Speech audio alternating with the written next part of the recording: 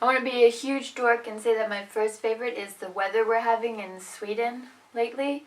It's like we had snow a couple of weeks ago and we were complaining about how horrible the weather was and that what's happening, and then all of a sudden May 1st came and it was just like boom, summertime. Like sometimes in Sweden I swear they just skip over the whole spring thing and just go straight to summer, and that makes me happy. I have my daffodils in the background.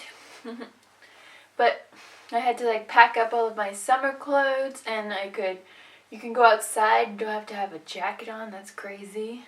It's lovely. I spent all weekend sitting outside on my balcony or taking long walks and reading like crazy, and it was so nice. We've been cooped up for months now, since like October, so it's nice to be able to be outside and enjoy the nice weather.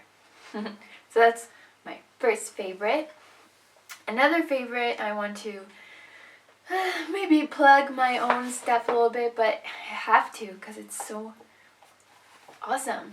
My coloring book, Kiss and Tell. I'm so excited that it's finally here, and I've actually like started to enjoy coloring a little bit.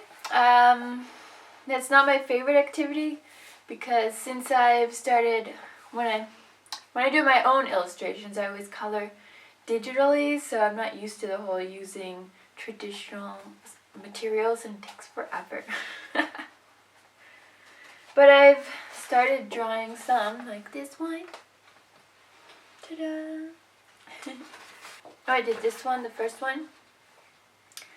So it's kind of fun. What's really hilarious is that since I'm so used to coloring on the computer, you just click and click and click, and you don't have to like actually color. When I was done coloring in this one, my hand hurt so bad.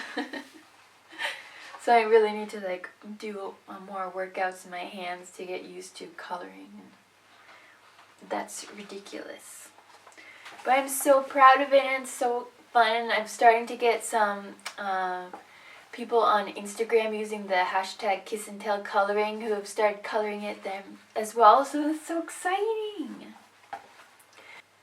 I used to be a art supply junkie when I lived in America because everything in America is much cheaper than it is here. Plus I was like testing out different materials and techniques and trying to find what I wanted to do. So I bought tons of materials, and so back in the day I did invest in a huge set of Prismacolors, which are really expensive and creamy and smooth, super awesome coloring pencils.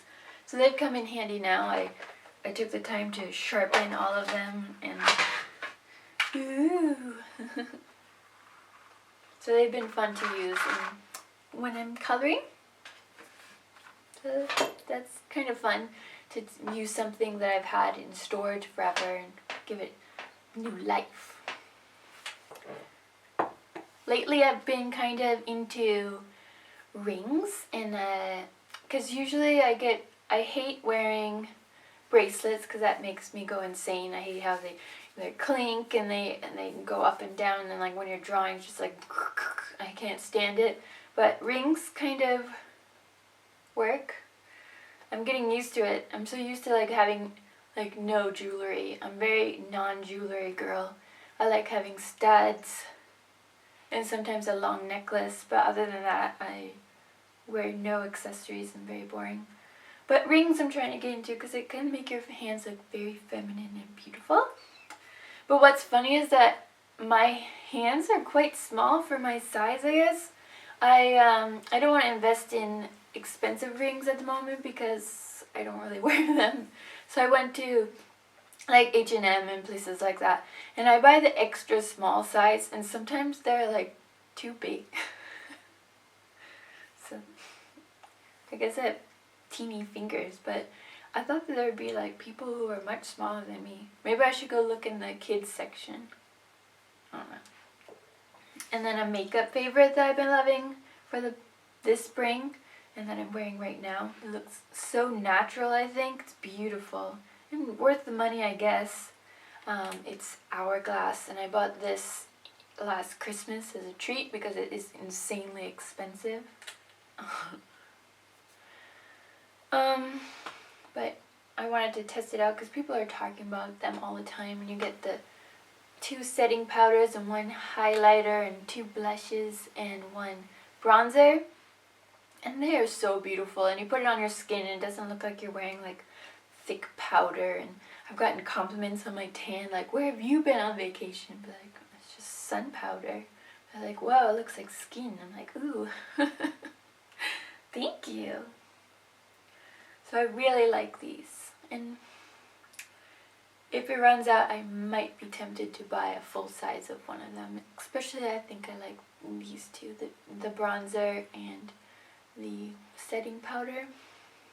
But hard to say.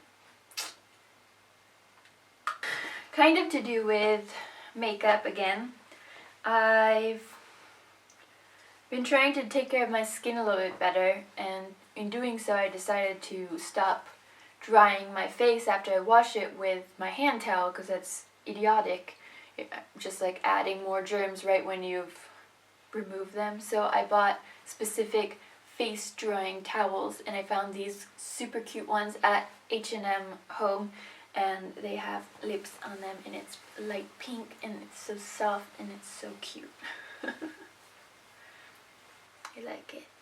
It matches my style too, with like little lips and lipsticks, which is fun. And my last favorite that I want to talk to you about is books, and it's a series that I've been so into in the past few days. I've actually, since Thursday, which was just 4 days ago, I have already read the first 2 books in the series, and it's Peter May's The Black House series from the Lewis Islands in like what's it called? The Upper Hebrides Islands in Scotland. And it's just really well written, and they are like a crime novel, but it's not in the same sense. It's not gory and nasty. It's just, I don't know, I can't describe the atmosphere. It's very like misty and rainy and creepy, and you're like, what's happening behind closed doors? And like the way it's written is just like with flashbacks and I can't describe. Just look it up and maybe you'll like it too. I'm already on to the 3rd one, and I'm kind of sad that there's only 3 in this trilogy, but what can you do? He has 12 other books that I can enjoy after this. This is the first series that I've read from him, and I am very impressed. And I've kind of like gotten super into reading lately. I have kind of made reading a priority sometime for myself this year, because I really enjoy it, and I think instead of just going to bed and reading for like 10 minutes before going to sleep, you never get anywhere in a book. So every morning when I wake up, before I eat breakfast, I read for like half an hour, and then while I'm eating breakfast, I'll read for another like half an hour or something like that. So about an hour a day I start my morning with books, and I really like that. It kind of like feeds my creativity, and it's calming, and it's a nice way to wake up. So even though I wake up kind of early at like 7, it doesn't feel as like, oh, I have to like get up and start working right away. So it really works for me. That's it. So see you on internet land. Bye.